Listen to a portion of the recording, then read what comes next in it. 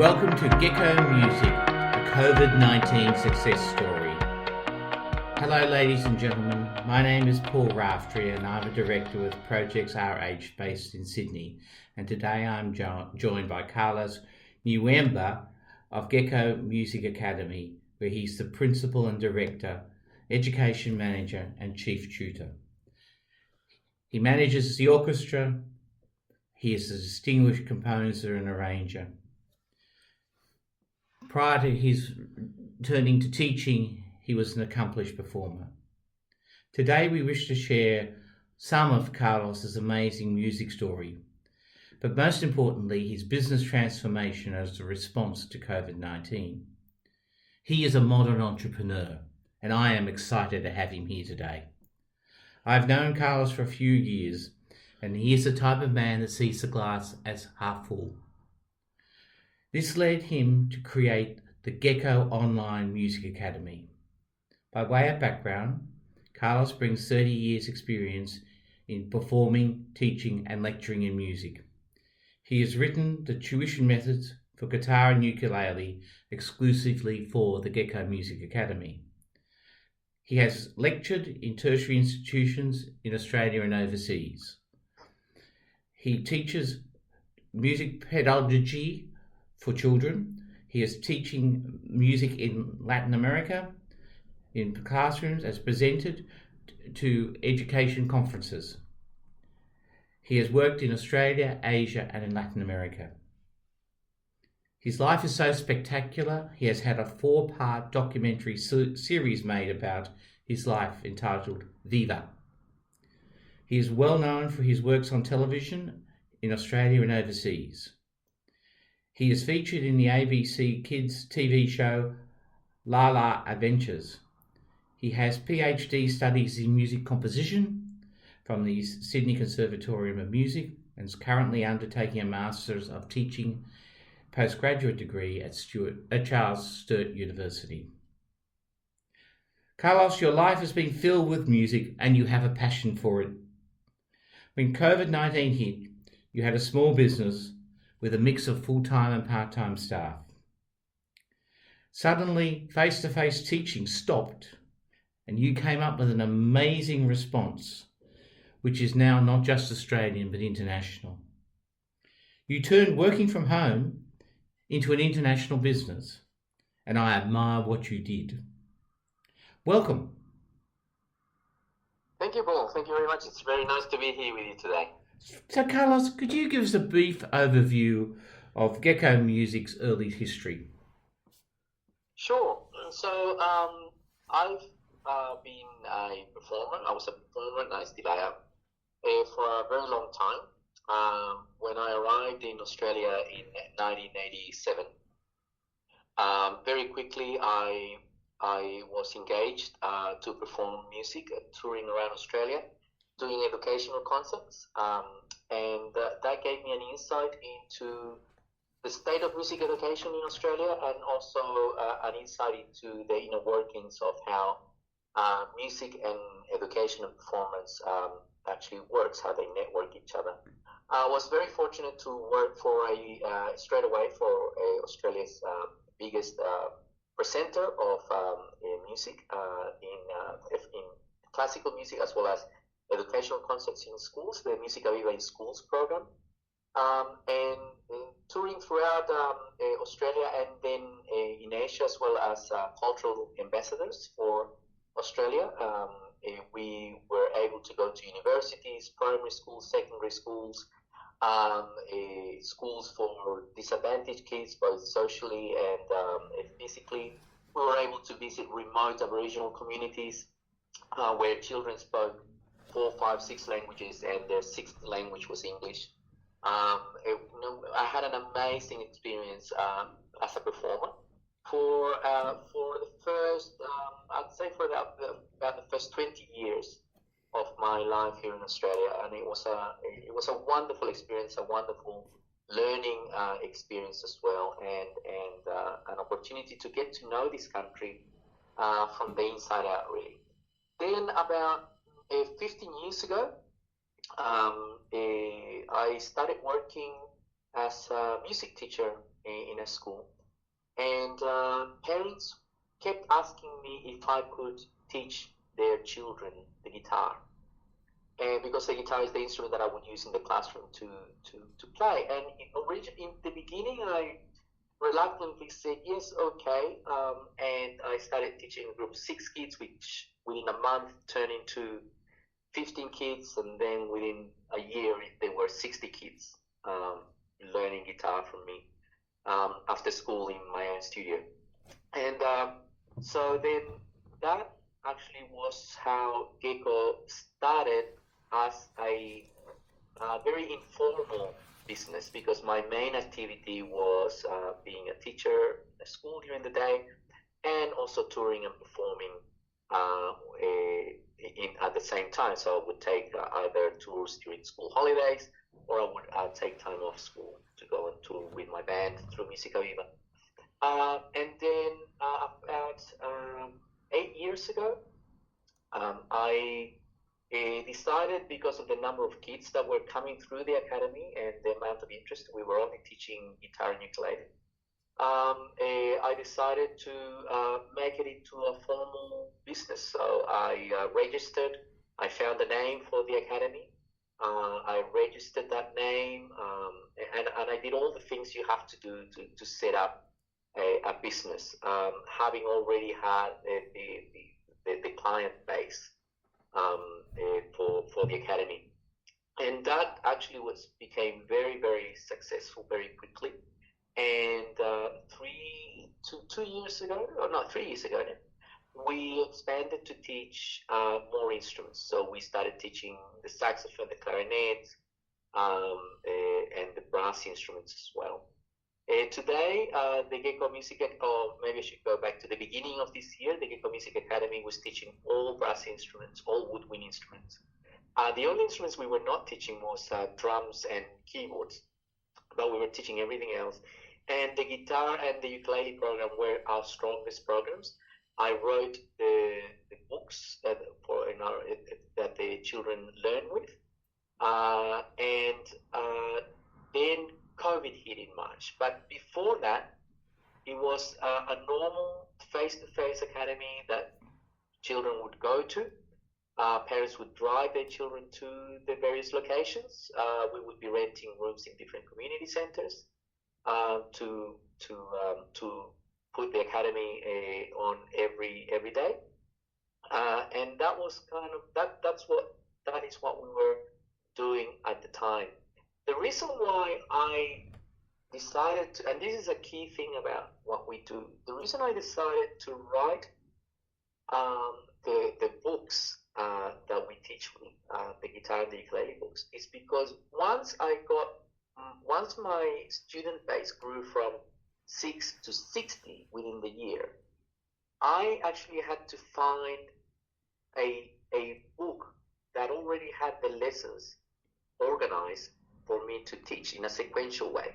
And with my background in education, I was able to compile and write that book. But before I wrote it, I actually went out to the shops to try to find these guitar and ukulele books to teach 5 to 12-year-olds. And to my amazement, there was no such book. So there was no such book, and there's still no such book that teaches children from 5 to 12 how to play guitar in the way that I grew up learning how to play the guitar in Latin America. And that is, basically, there's no boundaries. You can find children who are 10 years old who are absolutely amazing guitarists in Latin America, and it's not the exception. You find it so often. So I realized that there was something here that I had, an experience that I had from a cultural background that for me was real, but for here it's something that could not be realized. How can you teach a 5-year-old to read music, strum an instrument, pluck an instrument, play chords, play harmony, understand what they're doing, so that by the time they're 12, they're at the same standard as a high school child that's already 16, 17, 18-year-olds. And that was basically the seed that we planted through those two methods, the guitar and the ukulele books.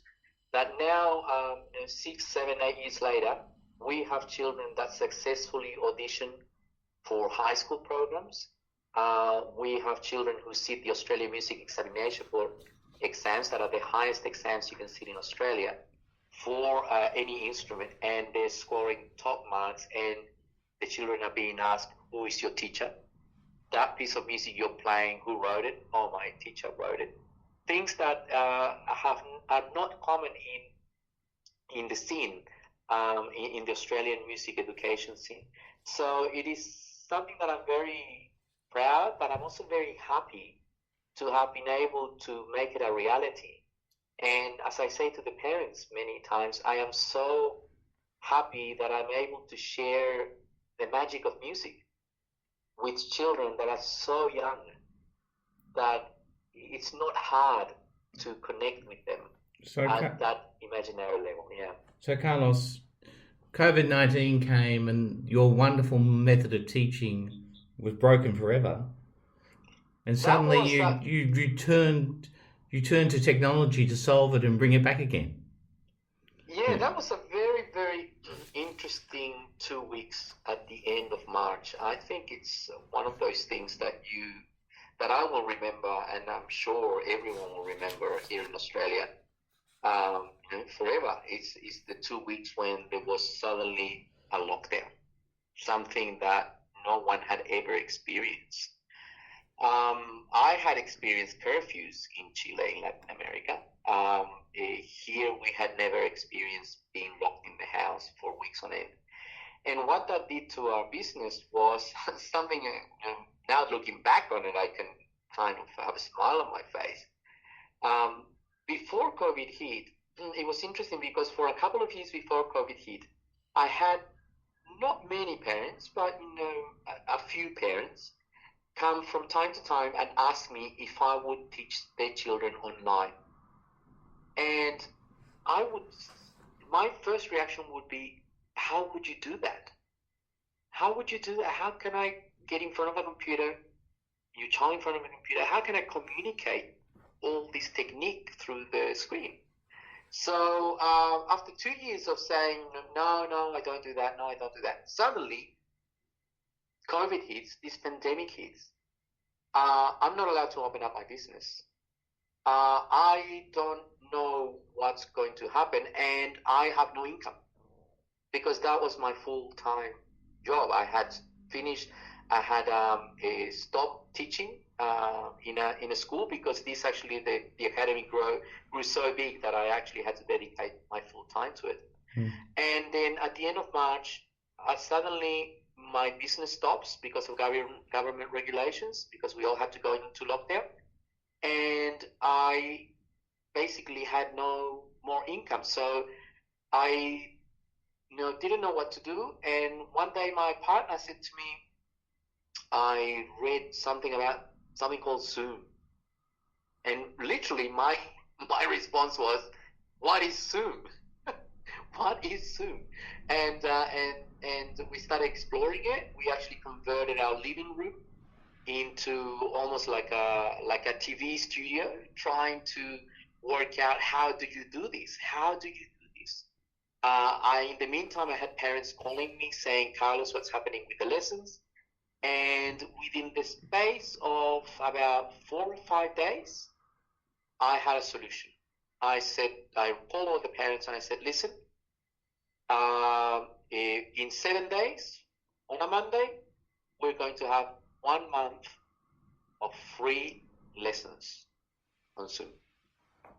And in this month, you're going to be able to see what we deliver, how we deliver it, and you're going to be able to make an informed decision as to if you want to continue the tuition of your children online with us while this pandemic is with us. And so we learned how to operate the whole thing. We didn't know anything about it. And then after about a 10-day preparation period, we went online. And to my amazement, the children had already been learning about online lessons through their schools. Yeah. Kids were already taking online lessons with their normal classroom teacher, but at home. So when I connected with the children, I would say to the children, okay, we're going to do this, but have a look at the screen. I want you to play these notes. And one of the kids, an 8-year-old, would say, Carlos, have you got that as a PDF document? And I say, yes, I do. You know that you can share it. What do you mean? You can share that on the screen. How? So those first few weeks, I was teaching the children music, and I was learning so much from their own experience of online education. And by the time we had done the first week or two, we had all our resources online. We were learning very, very quickly about how Zoom works. And I very quickly found the limitations of Zoom and very quickly found ways around it. And now, it's great. Back in April, the Australian internet connection was terrible. Now they've gone to NBN. It's admittedly it's not the best we could have, but it is for what I do. It is very, very good. This week there's been an incredible. Every week the quality of the communications for online teaching gets better and better. And today I was amazed that I could actually play in time with someone online. Because the problem of teaching music online is the delay. When you play, the person listening to you receives the music with a bit of delay, and once you hear them back, you hear them with more delay. But today and this week, that delay is almost gone. So the technology is really, really improving. What we're doing now, it's really working very, very well, to the point that our children are learning faster and better through Zoom. We've had the first students come back from their Australian Music Examination Board exams, and the results are better than what we've ever had. And I put this down to the fact that the technology and screens is second nature for children. So when we deliver the program, I have to be experienced working on Lala's Adventures. So when I engage the children online, they're basically watching a TV program that is teaching them live how to play the guitar, live how to play the ukulele.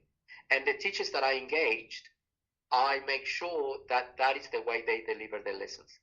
And I think that is what has made us, our business, being able to be successful in taking up this new teaching platform. And I'm really looking forward to next year now, to what's going to happen next year, because when we get inquiries for lessons now, people are not asking what they were asking 2 months ago or a month ago, and that is, when are you going back to face-to-face? People are ringing for online lessons. And that's a very, very different game altogether. We don't have to prove the worth of online lessons over face-to-face lessons. In fact, I've come to call them face-to-face online, because that's what it really is. It's very different to the online lessons that used to be where you downloaded a YouTube video and you learn from it and you have no interaction with the tutor. This is live, face-to-face tuition, either in one-on-one or in small groups of 3 or 4 children. And it is very, very successful. And parents are actually now sitting in on the lessons.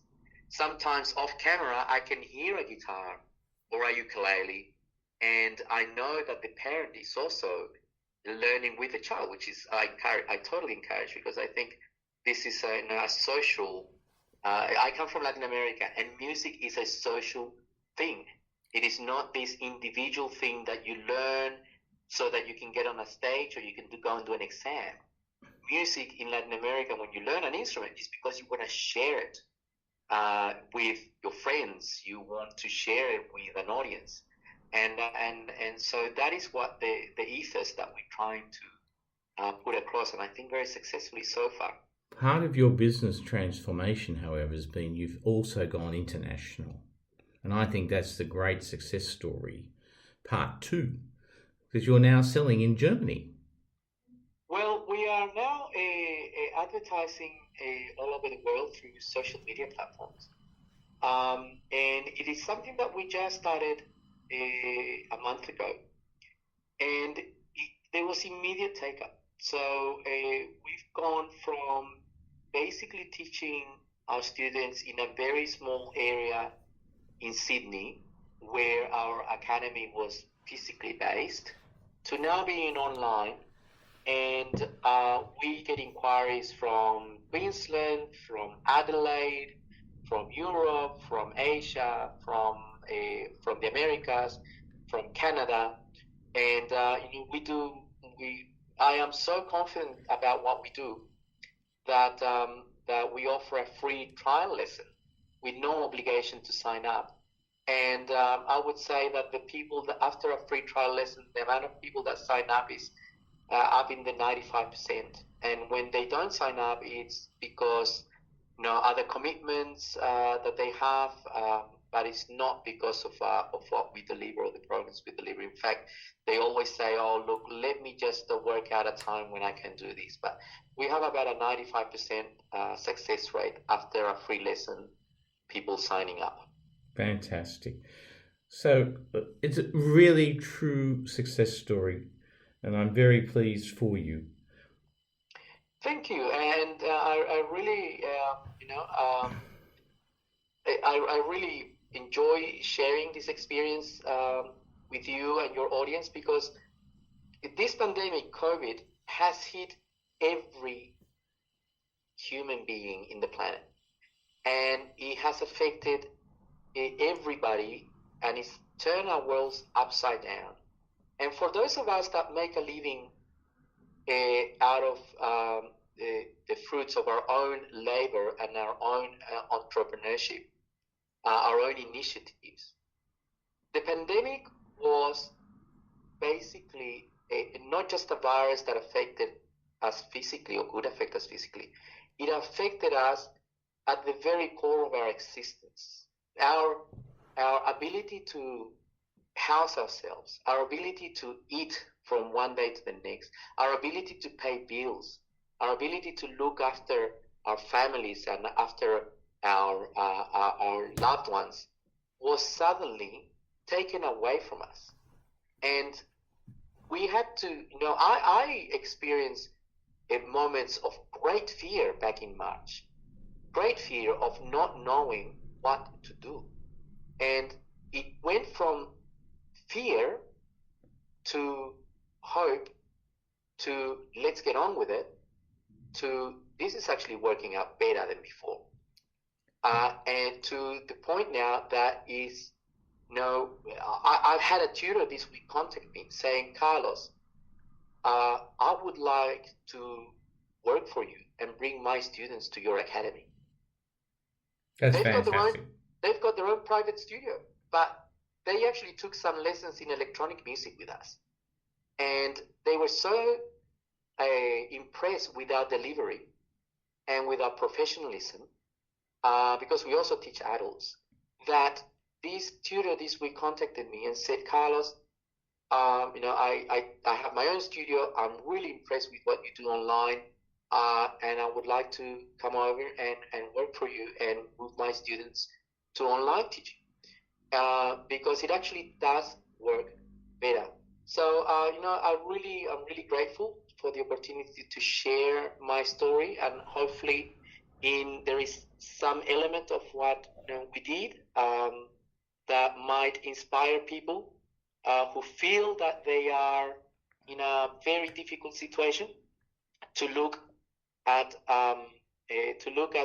their own situation and go, what can we do to make this work for us? And what I looked at were my resources, my books, my experience in teaching, my knowledge of teaching, my knowledge of music, my experience of communicating with kids, and put that all into a package that I now have online, and I am able to reach people in a much more effective way than when I was face to face.